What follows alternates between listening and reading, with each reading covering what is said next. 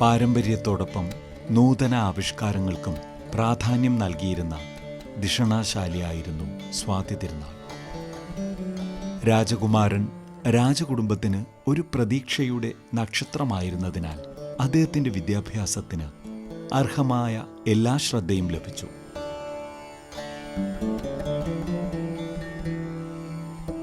1829 മുതൽ 1846 വരെയുള്ള സ്വാതി തിരുനാളിൻ്റെ ഭരണകാലം സർഗാത്മകതയുടെ ഒരു സിംഫണിയായിരുന്നു.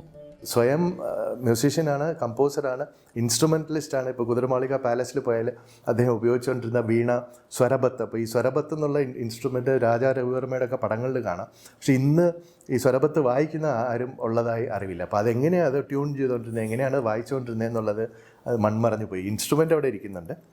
അപ്പോൾ ഇൻസ്ട്രുമെൻ്റലിസ്റ്റ് ആയിരുന്നു, ഡാൻസിനെ എൻകറേജ് ചെയ്തു, ബഹുഭാഷ പ്രതിഭയുള്ളൊരു മനുഷ്യനായിരുന്നു.